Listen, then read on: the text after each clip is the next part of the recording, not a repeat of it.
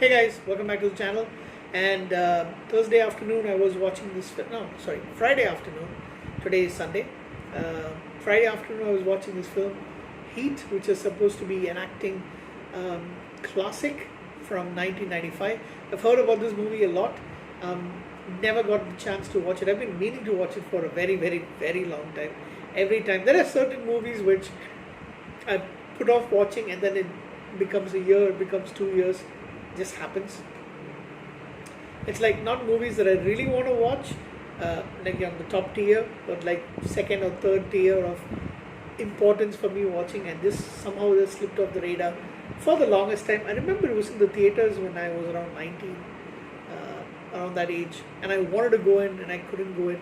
Anyway, so like I mentioned, Heat is a crime drama from 1995. It's directed by Michael Mann, and I'll have to check out other movies of Michael Mann if I've not really seen any. But it is starring Al Pacino, Robert De Niro, Tom Sizemore, John Voight, Val Kilmer. Not done. We also have Ashley Judd, Wes Studi, Ted Levine. I think he's made for, especially once he started losing his hair, he is made for being a cop. Michael Williamson, who I've, is one of my favorite kind of like these side characters, sorry. Really like this guy a lot. Diane Venoro, absolutely beautiful. And Amy Brenneman,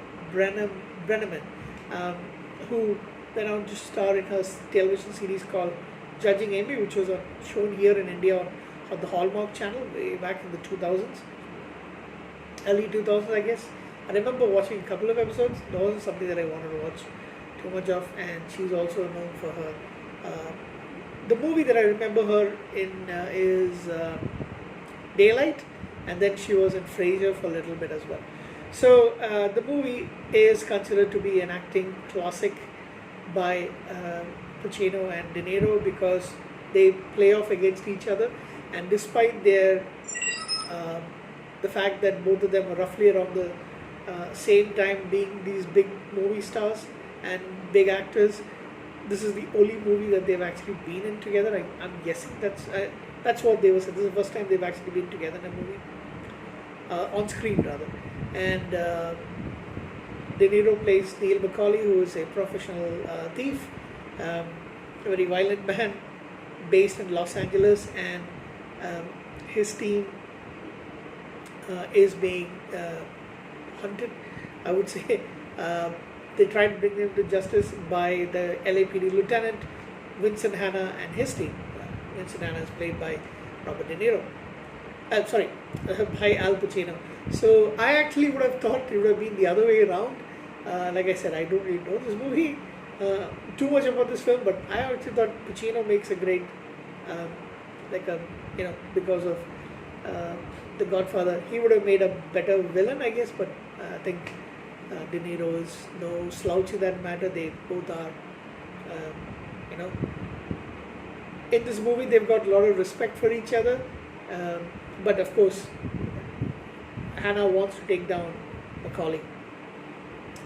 And so this is, I'm not going to go through the entire story. It's an old movie from 1995, but there's a lot of things. In the beginning we see this guy called Weng, how do you pronounce it? Wengro, who is a new member of the team, and while they steal some money from an armored car, he shoots a guard without provocation, and then they have to kill the other two guards as well. And then this puts more pressure on them to be caught because they've been killed. They've now murdered along with thieving, and Macaulay really doesn't like it, and he wants to kill them, but manages to escape during a little distraction that happens. So there's all this stuff about them trying to find them, and the money laundering and all those things that are happening along with this violent movie. Not too violent, of course, but there's a little bit blood count. This movie is also very famous for a very long, drawn-out shootout scene in what looks like the middle of busy Los Angeles. That was actually fantastic to watch. The way they pulled it off is amazing. It's a massive shootout, and like a lot of people get killed, a lot of people get injured. Amazing part. I will say this: the movie is a little bit dragging in the beginning and towards the middle, but things just pick up, um, like around the halfway point. It is a little lengthy movie. The movie is around 2 hours, and I clocked it at roughly 2 hours and 45 minutes, 2 hours and 50 maybe. I mean, how many minutes? 170 minutes. So yeah, it is a little lengthy. Ashley Judd plays this former prostitute. I think she's either a stripper or a prostitute who is the wife of Val Kilmer's character, who's like the second in command, and Macaulay's. His name is Chris Hurlis, and Chris is the second in command to Neil Macaulay. And even though he's a little bit violent towards his wife, there is a lot of love between them. And even though she is approached to give him up, she agrees. But at the end, she gives him a signal not to come in, and he escapes. That was a pretty awesome scene as well. Really like that. Jeremy Piven is in this movie as well. Danny Trejo, Hank Azaria, Natalie Portman. I forgot about that. Natalie Portman as a young kid who plays the stepdaughter of Pacino's character. She attempts suicide. A little bit unnerving thing, especially because she's a teenager at the time. And I happen to like Natalie Portman quite a lot. So seeing her all pale and all that stuff. Henry Rollins is in this movie. Who else?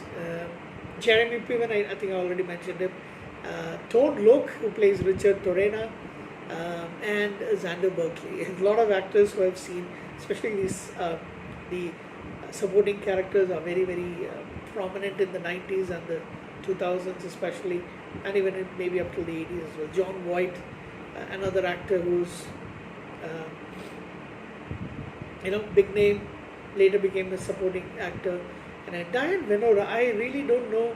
She's very familiar, but when I saw the movie credits going in the beginning, part going up, I don't know if I've ever seen her in a film. I can just quickly checking out some of her famous films are, other than He Does Romeo and Juliet, which came out the year later.